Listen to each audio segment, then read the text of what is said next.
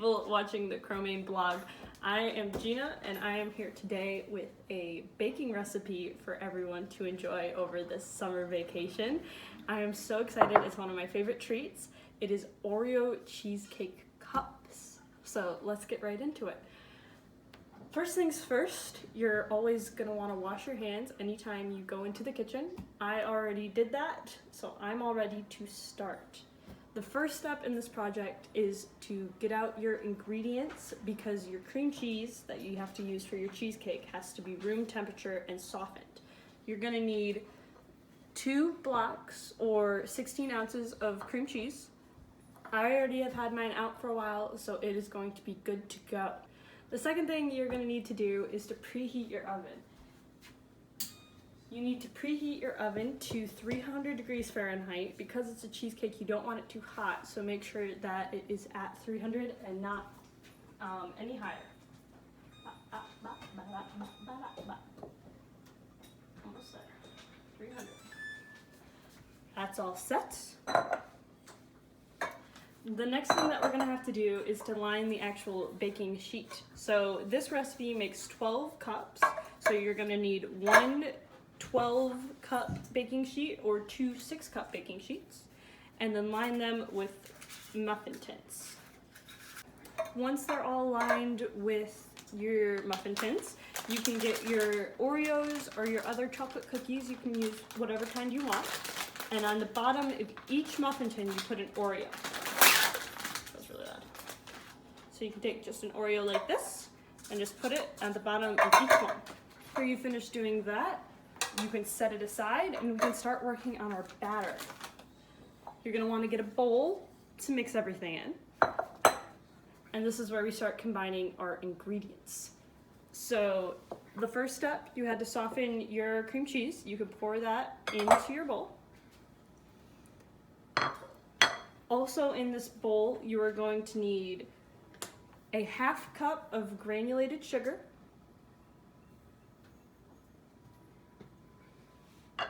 a 1/2 cup of sour cream,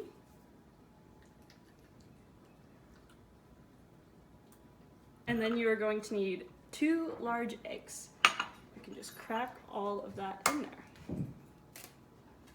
Wish I was cool. Some of my friends can crack an egg in with one hand. Let's see if I can do it. Oh, I am fancy. Don't try that at home. I do not want anyone to be mad at me because you made a mess with eggs. After you have all your ingredients in a bowl, you're going to want to whisk them all together. I am using my handy dandy hand mixer, pun not intended, but if your cream cheese is soft enough, you can also use a regular whisk if you have it. So after whisking all those ingredients together, it should look something like this. And now you're gonna wanna add in a 1/2 teaspoon of vanilla extract.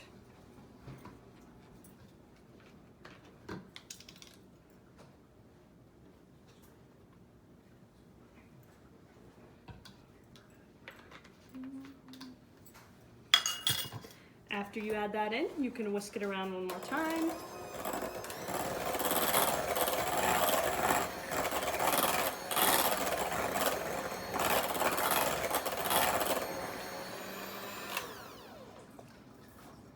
And we are ready to move on to the Oreos inside of the batter.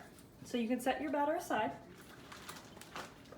And the recipe calls for 6 chopped Oreos, but I like to put mine inside of a gallon-sized Ziploc bag and then just crush them. I have a meat pounder and it has a flat side, and so you can just, until they're as fine as you like.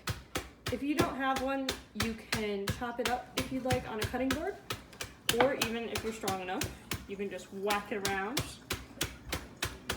carefully of course, and get those nice chopped Oreos. They should be about this big. And once you get them to that size, or whatever size you prefer, you can just pour them straight into your batter.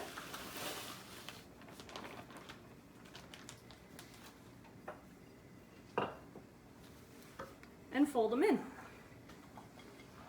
Folding means like mixing. You want to mix them in, but you don't want to use a mixer, otherwise they will get crushed up too fine and you won't have Oreo bites. You'll just have Oreo powder, which isn't nearly as fun as having Oreo bites. All right, now that the batter is all set and mixed together, you can grab your muffin tin again and spoon the batter evenly into each muffin tin. It's okay, you want to coat the Oreos that are already at the bottom, so that way it's like a little surprise when you're eating the actual treat. So I like to put about that much in each cup and pat it down so it's about that full. And you can do that with all 12. After you've filled up all of your cheesecake cups, they are good to pop in the oven that you preheated for 300 degrees for about 25 to 30 minutes. Make sure an adult in your house knows that you're using the oven because you want to make sure that you're being safe.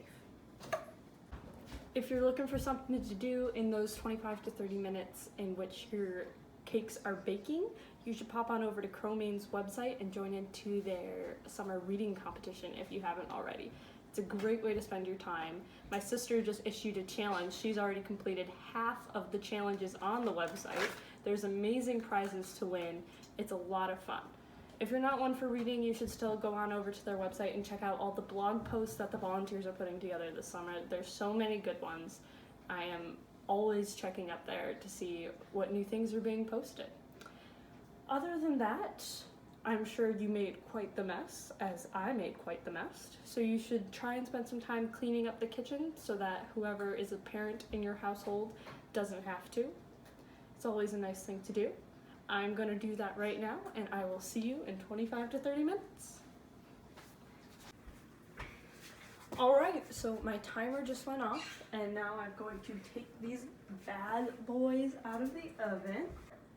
They should look a little something like this, and they're still jiggly when you touch them. I like to let them cool for a couple minutes before popping them in the fridge for a little bit, and then you'll be able to enjoy them after they've fully chilled. I will see you after I chill them.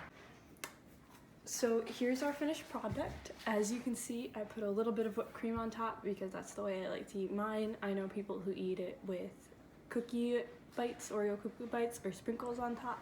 It's completely up to you how you want to dress it up after you've made it. I hope you had fun with this recipe, and I hope to see you next time.